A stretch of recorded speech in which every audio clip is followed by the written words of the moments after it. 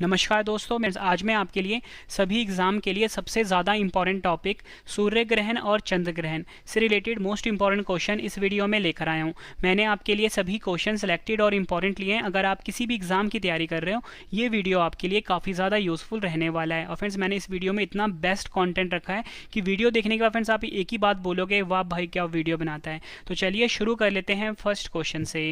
First question है हमारा, जब एक खगोलीय पिंड पर दूसरे खगोलीय पिंड की छाया पड़ती है तो इस खगोलीय घटना को क्या कहते हैं? सही आंसर है ऑप्शन डी, ग्रहण कहा जाता है।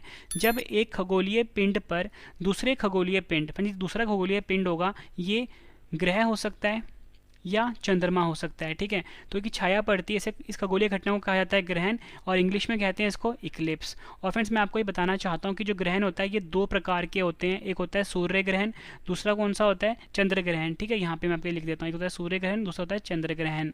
नेक्स्ट क्वेश्चन कर लेते हैं, पृथ्वी पर मुख्यतः कितने प्रकार के ग्रहण होते हैं? सही आंसर है इसका ऑप्शन सी, उपयुक्त दोनों, यानी कि सूर्य ग्रहण जिसे कि हम सोलर इक्लिप्स भी बोलते हैं, दूसरा होता है चंद्र ग्रहण जिसे कि हम लूनर इक्लिप्स भी बोलते हैं। फ्रेंड्स, ये भी मैंने आपको ऊपर ही बताया है। फ्रेंड्स, फोटो से हम समझ लेते हैं, आगे मैं आपको डिटेल में भी बताऊंगा। फ्रेंड्स, अगर हम बात करें सोलर इक्लिप्स की, सबसे पहले फ्रेंड्स आपको पता होना चाहिए कि जब भी ग्रहण लगता है इसमें तीन चीज़ें होती हैं। एक होता है सूर्य, दूसरा होता है चंद्रमा, तीसरा होता है हमारा पृथ्वी। सूर्य ग्रहण में क्या होता है, ठीक है, ये आपको याद रखना है कि जब भी सूर्य और पृथ्वी के बीच में चंद्रमा आ जाता है, फिर से बता देता हूँ, सूर्य ग्रहण में क्या होता है, कभी भी सूर्य और पृथ्वी के बीच में चंद्रमा आ जाए उसे हम कहते हैं सोलर इक्लिप्स या सूर्य ग्रहण। वहीं फ्रेंड्स, अगर हम बात करें चंद्र ग्रहण की, चंद्र ग्रहण में भी तीन चीज़ें होती हैं। एक होता है सूर्य, पृथ्वी और चंद्रमा। पर इसमें क्या होता है कि जो सूर्य होता है और जो चंद्रमा होता है, इन दोनों के बीच में जब पृथ्वी आ जाता है फ्रेंड्स, इस स्थिति को हम बोलते हैं चंद्र ग्रहण यानी कि लूनर इक्लिप्स। आगे फ्रेंड्स मैं आपको डिटेल में बताऊंगा, आपको ये कंसेप्ट इसी वीडियो में क्लियर होने वाला है। तो चलिए फ्रेंड्स, क्वेश्चन है हमारा, जब सूर्य व पृथ्वी के बीच चंद्रमा आ जाता है तो चंद्रमा के पीछे सूर्य का बिंब कुछ समय के लिए ढक जाता है, इस घटना को क्या कहा जाता है? फ्रेंड्स, मैंने आपको ऊपर ही बताया था, तो इसका सही आंसर होगा ऑप्शन बी, सूर्य ग्रहण। ठीक है फ्रेंड्स, जब सूर्य व पृथ्वी के बीच में चंद्रमा आ जाता है तो चंद्रमा के पीछे सूर्य का बिंब कुछ समय के लिए ढक जाता है, इस घटना को हम कहते हैं सूर्य ग्रहण यानी कि सोलर इक्लिप्स। फ्रेंड्स, यहाँ पे आप फोटो में देख सकते हो, यही चीज़ मैंने आपको समझाई है कि सूर्य, ठीक है, वह पृथ्वी, ये पृथ्वी हमारा, ठीक है, सूर्य व पृथ्वी के बीच में जब चंद्रमा आ जाता है, फ्रेंड्स ये चंद्रमा है, तो इस घटना को क्या कहते हैं? तो इस घटना को कहते हैं सूर्य ग्रहण। ये आपको याद रखना है, जिसे कि हम इंग्लिश में बोलेंगे क्या? Solar Eclipse. यहाँ पे लिख देता हूँ। उम्मीद करता हूँ फ्रेंड्स आपको ये कंसेप्ट बहुत अच्छे से समझ में आ गया होगा, एग्जाम में डायरेक्टली ये क्वेश्चन पूछा जाता है। अगला क्वेश्चन है हमारा, सूर्य ग्रहण हमेशा कब लगता है? सही आंसर है ऑप्शन ए, अमावस्या की रात। फ्रेंड्स, ये क्वेश्चन भी डायरेक्टली एग्जाम में पूछा जाता है कि सूर्य ग्रहण हमेशा कब लगता है, आपका आंसर होगा अमावस्या की रात। अगर आपसे पूछा जाए कि चंद्र ग्रहण हमेशा कब लगता है, आपका आंसर क्या होगा? पूर्णिमा की रात। दोनों क्वेश्चन आपको याद रखने हैं, एग्जाम में पूछा जाता है। सूर्य ग्रहण हमेशा अमावस्या की रात को लगता है और चंद्र ग्रहण हमेशा पूर्णिमा की रात को लगता है। नेक्स्ट क्वेश्चन, पूर्ण सूर्य ग्रहण अधिकतम कितने समय तक हो सकता है? सही आंसर होगा ऑप्शन सी, 7 मिनट 40 सेकेंड। पूर्ण सूर्य ग्रहण जो होता है फ्रेंड्स, अधिकतम 7 मिनट 40 सेकेंड तक हो सकता है। फ्रेंड्स, आपको वीडियो कंटेंट देख के पता लग रहा होगा कि सभी क्वेश्चन जो है एग्जाम ओरिएंटेड है। फ्रेंड्स, सभी क्वेश्चन इंपॉर्टेंट है और इस टॉपिक से बाहर कोई भी क्वेश्चन आप एग्जाम में नहीं पूछा जाएगा फ्रेंड्स, क्योंकि सभी क्वेश्चन इंपॉर्टेंट मैंने इस वीडियो में डाल दिए हैं। अगला क्वेश्चन, जब सूर्य ग्रहण का एक ही पैटर्न हर 18 वर्ष 11 दिन 8 घंटे में दोहराता है तो यह किस रूप में जाना जाता है? सही आंसर होगा ऑप्शन बी, सारस चक्र। सारस चक्र के रूप में जाना जाता है जब सूर्य ग्रहण का एक ही पैटर्न हर 18 वर्ष 11 दिन 8 घंटे में दोहराता है। ये आपको याद रखना है, एग्जाम में कई बार पूछा जा चुका है क्वेश्चन ये। नेक्स्ट क्वेश्चन, इंपॉर्टेंट मार्क कर लीजिए इसको, सूर्य ग्रहण कितने प्रकार के होते हैं? सही आंसर होगा इसका ऑप्शन डी, 3 प्रकार के होते हैं सूर्य ग्रहण। डिटेल में इस क्वेश्चन को हम समझते हैं। सूर्य ग्रहण 3 प्रकार के होते हैं। एक होता है पूर्ण सूर्य ग्रहण, दूसरा होता है आंशिक सूर्य ग्रहण और तीसरा होता है वलयाकार सूर्य ग्रहण। सबसे पहले हम समझते हैं पूर्ण सूर्य ग्रहण को। पूर्ण सूर्य ग्रहण को हम इंग्लिश में बोलेंगे टोटल सोलर इक्लिप्स। आपके लिए इंपॉर्टेंट है, फिगर से फ्रेंड्स आपको मैं समझाता हूँ। ये है फ्रेंड्स टोटल सोलर इक्लिप्स। ठीक है, अब मैं आपको डिटेल में समझाता हूँ इसको, फिर आपको फ्रेंड्स ये जो फोटो में जो टोटल इक्लिप्स है अच्छे से समझ में आ जाएगा। पूर्ण सूर्य ग्रहण तब होता है जब पृथ्वी, सूर्य तथा चंद्रमा एक सीधी रेखा में हो। ठीक है, इसके कारण पृथ्वी का एक भाग पूरी तरह अंधेरा छा जाता है तथा जो व्यक्ति पूर्ण सूर्य ग्रहण को देख रहा होता है वह इस छाया क्षेत्र के केंद्र में स्थित होता है। यह स्थिति तब बनती है जब चंद्रमा पृथ्वी के निकट होता है, ये आपको याद रखना। अब दूसरा बात कर लेते हैं हम आंशिक सूर्य ग्रहण। फोटो से फ्रेंड्स आपको मैं चीज़ समझा देता हूँ। देखो फ्रेंड्स, मैंने आपसे बात करी है पार्शियल, तो फ्रेंड्स ये आप देख सकते हो फोटो से कि पूरा नहीं ढका हुआ है, आंशिक रूप से ढका हुआ है, इसलिए इसको हम कहते हैं पार्शियल सोलर इक्लिप्स। देखो फ्रेंड्स, यहाँ पे ना मैं आपको फोटो जो मैंने आपके सामने लगाई है ना, इसको आप ध्यान से देखना।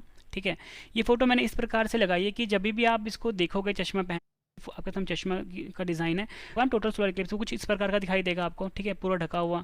पार्शियल कुछ इस प्रकार से दिखाई देगा और जो एनुलर होगा वो कुछ इस प्रकार से दिखाई देगा। ठीक है, अब हम तीसरा टाइप जो है वो समझ लेते हैं। तीसरा टाइप है हमारा वलयाकार सूर्य ग्रहण यानी कि एनुअल सोलर इक्लिप्स। ग्रहण की वह स्थिति तब बनती है जब चंद्रमा पृथ्वी से दूर होता है तथा इसका आकार छोटा दिखाई देता है। इसकी वजह से चंद्रमा सूर्य को पूरी तरह ढक नहीं पाता और सूर्य एक अगिन वलय यानी कि रिंग ऑफ फायर की भांति प्रतीत होता है।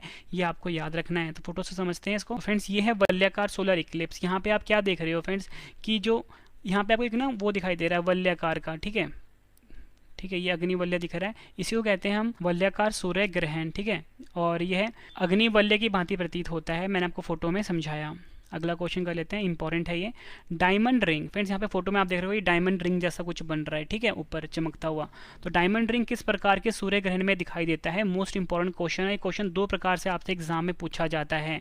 देखो फ्रेंड्स, अगर आपसे एग्जाम में पूछा जाए कि डायमंड रिंग किस प्रकार के ग्रहण में दिखाई देता है, यहाँ पे मैंने सूर्य लिखा है ना, आप फिलहाल सूर्य को भूल जाओ। अगर आपसे पूछा जाए कि डायमंड रिंग किस प्रकार के ग्रहण में दिखाई देता है, आपका आंसर क्या होगा? सूर्य ग्रहण में। ठीक है, ये क्वेश्चन एग्जाम में पूछा गया है। अब क्वेश्चन को थोड़ा सा और अलग तरीके से पूछा गया है, जो मैंने आपके लिए रखा है यहाँ पे। फ्रेंड्स, यहाँ पे मैंने आपसे ये पूछा गया है कि डायमंड रिंग किस प्रकार के सूर्य ग्रहण में दिखाई देता है, मतलब किस प्रकार के सूर्य ग्रहण में। तो मैंने आपको बताया था ना कि सूर्य ग्रहण की 3 टाइप्स होती है ना, तो उन तीनों टाइप्स में किस में डायमंड रिंग दिखाई देता है। तो आपका सही आंसर क्या होगा? ऑप्शन ए, पूर्ण सूर्य ग्रहण में। ठीक है, पूर्ण सूर्य ग्रहण यानी कि टोटल सोलर इक्लिप्स में। ये आपको याद रखना है। इस क्वेश्चन को आप स्टार मार्क कर लीजिए, हर साल एग्जाम में रिपीट होता है। फ्रेंड्स, अगर आपको वीडियो पसंद आ रही है, वीडियो की क्वालिटी पसंद आ रही है, कंटेंट पसंद आ रहा है, वीडियो को लाइक और शेयर जरूर करिए। कमेंट करके अपना फीडबैक दीजिए कि आपको मेरा वीडियो कैसा लगता है। और फ्रेंड्स, मैं आपको बताना चाहता हूँ कि इस वीडियो में मैंने आप सभी के लिए गिफ्ट रखा है। गिफ्ट में क्या होगा फ्रेंड्स, आप से मैं 2 क्वेश्चन पूछूंगा। अगर आप दोनों क्वेश्चन का आंसर सही देते हो, वो क्वेश्चन वही होंगे जो मैं आपको अभी करवा रहा हूँ। अगर आप सही आंसर दोगे तो आपको हमारी तरफ से जो हमारी 50,000 जीके की बुक है वो बिल्कुल फ्री दिया जाएगा हमारे लक्की स्टूडेंट्स को। तो फ्रेंड्स, आपने कमेंट ज़रूर करना है अपना आंसर, जो मैं आपसे अभी पूछने वाला हूँ थोड़ी देर में। नेक्स्ट क्वेश्चन कर लेते हैं। खगोल विज्ञान की भाषा में जब सूर्य, पृथ्वी और चंद्रमा एक सीध में होते हैं तो यह स्थिति क्या कहलाती है? स्टार मार्क कर लीजिए इस क्वेश्चन को भी आप। सही आंसर है इसका युति वियुति। युति वियुति, जिसे कि हम इंग्लिश में बोलेंगे सिजगी, ये कहा जाता है जब सूर्य, ठीक है, जब सूर्य, पृथ्वी और चंद्रमा एक ही सीध में होते हैं। ठीक है, इस स्थिति को कहा जाता है युति वियुति। इंग्लिश में बोलते हैं सिजगी। ये आपको याद रखना, एग्जाम में कई बार पूछा गया क्वेश्चन है। नेक्स्ट क्वेश्चन कर लेते हैं। जब पृथ्वी, सूर्य तथा चंद्रमा एक सीधी रेखा में होते हैं, इसके कारण पृथ्वी के एक भाग पर पूरी तरह से अंधेरा छा जाता है। इस स्थिति को क्या कहते हैं? सही आंसर होगा ऑप्शन ए, पूर्ण सूर्य ग्रहण। पूर्ण सूर्य ग्रहण कहा जाता है जब पृथ्वी, सूर्य तथा चंद्रमा एक सीधी रेखा में होते हैं। इसके कारण पृथ्वी के एक भाग पर पूरी तरह से अंधेरा छा जाता है। इसे कहते हैं पूर्ण सूर्य ग्रहण। मैंने आपको ऊपर फोटो से भी समझाया था। अगला क्वेश्चन कर लेते हैं। पूर्ण सूर्य ग्रहण के समय सूर्य का कौन सा भाग दिखाई देता है? सही आंसर इसका ऑप्शन बी, कोरोना। पूर्ण सूर्य ग्रहण के समय फ्रेंड्स सूर्य का कौन सा भाग दिखाई देता है? कोरोना। ये आपको याद रखना है। नेक्स्ट क्वेश्चन है हमारा, जब पृथ्वी, सूर्य और चंद्रमा के बीच आ जाती है, इस घटना को क्या कहा जाता है? क्वेश्चन में पूछा गया है हमारा कि जब पृथ्वी, सूर्य और चंद्रमा के बीच आ जाता है, ठीक है, यानी सूर्य और चंद्रमा के बीच में आ जाता है, इस घटना को क्या कहा जाता है? सही आंसर होगा इसका ऑप्शन ए, चंद्र ग्रहण। ये आपको याद रखना है। चंद्र ग्रहण सदैव कब होता है? सही आंसर होगा इसका ऑप्शन डी, पूर्णिमा की रात। चंद्र ग्रहण जो होता है फ्रेंड्स हमेशा पूर्णिमा की रात को होता है। ये आपको याद रखना है। ये क्वेश्चन भी एग्जाम में कई बार पूछा गया है। नेक्स्ट क्वेश्चन, चंद्रमा द्वारा पृथ्वी की परिक्रमा के दौरान एक समय दोनों के मध्य सबसे कम दूरी हो जाती है, तो इस स्थिति को क्या कहते हैं? फिर इस क्वेश्चन को आप स्टार मार्क कर लीजिए। ठीक है, ये 2 क्वेश्चन है, ठीक है, दोनों आपस में मिलते जुलते हैं, तो इसको आप स्टार मार्क कर लीजिए। क्वेश्चन ये कह रहा है, चंद्रमा द्वारा पृथ्वी की परिक्रमा के दौरान एक समय दोनों के मध्य सबसे कम दूरी हो जाती है, तो इस स्थिति को क्या कहा जाता है। यहाँ पूछा क्या गया है हमसे, सबसे कम दूरी। ठीक है, यहाँ पे मैं हाईलाइट करता हूँ, सबसे कम दूरी बोला गया है। ठीक है, तो देखो फ्रेंड, सबसे पहले आपको तो ये पता होना चाहिए। ठीक है, यहाँ पे हमारा पृथ्वी है, ये हमारा पृथ्वी है, ये आप देख रहे हो, और आप सभी को पता है फ्रेंड्स कि पृथ्वी के चारों तरफ जो चंद्रमा है, जो कि हमारा प्राकृतिक उपग्रह है या बोल सकते हो नेचुरल सैटेलाइट है, ये चक्कर लगाता है। चक्कर कैसे लगाता है फ्रेंड्स, पश्चिम से पूर्व की ओर। यहाँ पे आप देख सकते हो पश्चिम से ये पूर्व की ओर चक्कर लगा रहा है पृथ्वी के। और आप सभी को पता है कि फ्रेंड्स जो पृथ्वी की जब चारों तरफ चक्कर लगाता है, सपोज मैं आपको एग्जांपल समझाता हूँ कि ये हमारा अगर पृथ्वी है और ये जो चंद्रमा है, ये फ्रेंड्स कभी भी ना बिल्कुल गोला में चक्कर नहीं लगाता, ये एलिप्टिकल पाथ फॉलो करता है। ठीक है, मतलब एलिप्टिकल पाथ, ये जो पाथ आप देख रहे हो ना यहाँ पे जिसमें ये घूम रहा है, इसको हम एलिप्टिकल कहते हैं, कुछ इस प्रकार से घूमता है। तो फ्रेंड्स आपसे ना पूछा गया है कि जब चंद्रमा पृथ्वी की परिक्रमा के दौरान एक समय दोनों के मध्य सबसे कम दूरी होती है, तो फ्रेंड्स आप यहाँ पे ये देख रहे हो कि ये जो दूरी है ना, यहाँ से लेकर यहाँ तक की जो दूरी है, ये क्या है, ज़्यादा है। क्या है, ज़्यादा है। और ये वाली दूरी जो है फ्रेंड्स, ये क्या है, कम है।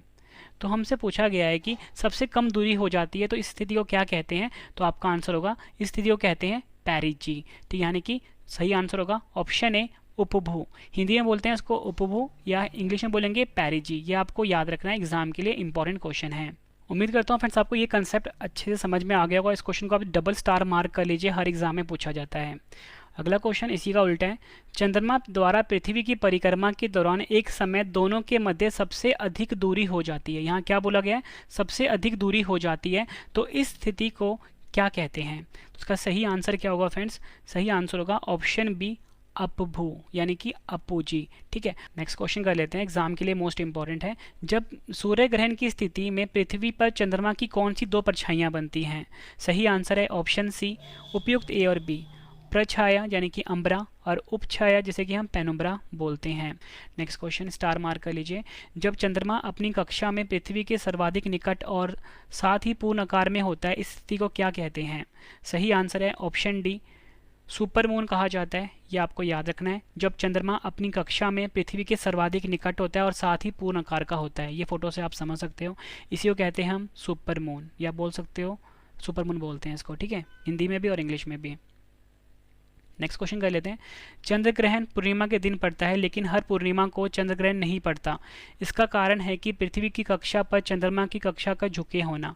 यह झुकाव तकरीबन कितना होता है। सही आंसर है इसका, सही आंसर है ऑप्शन डी, 5 डिग्री। ठीक है फ्रेंड्स, ये आपको याद रखना है। अगला क्वेश्चन, किस चंद्रमा की स्थिति में चंद्र ग्रहण होता है। सही आंसर होगा इसका option B, full moon. Full moon चंद्रमा की स्थिति में फ्रेंड्स चंद्र ग्रहण होता है, ये आपको याद रखना है। अगला क्वेश्चन, ब्लड मून किसे कहते हैं। फ्रेंड्स यहाँ पे आप देख सकते हो कि जो चंद्रमा का रंग है बिल्कुल लाल रंग का हो गया हुआ है, तो ये पूछा गया कि ब्लड मून किसे कहते हैं। सही आंसर है ऑप्शन सी, एक गहरी लाल चमक के साथ पूर्ण चंद्र ग्रहण होता है, उसी को हम ब्लड मून कहते हैं। नेक्स्ट क्वेश्चन है हमारा, चंद्र ग्रहण के दौरान चंद्रमा का लाल रंग निम्न कारण से होता है। सही आंसर होगा इसका ऑप्शन सी, पृथ्वी के वायुमंडल में धूल होने के कारण। ये आपको याद रखना है। इस क्वेश्चन का फ्रेंड्स आखिरी क्वेश्चन है, इस वीडियो का आखिरी क्वेश्चन है। एक कैलेंडर वर्ष के दौरान चंद्र ग्रहण की अधिकतम संख्या कितनी हो सकती है। सही आंसर होगा ऑप्शन बी, 3। एक कैलेंडर वर्ष के दौरान चंद्र ग्रहण की अधिकतम संख्या हो सकती है 3। तो चलिए फ्रेंड्स, मिलते हैं नेक्स्ट वीडियो में। Thank you and wish you all the best.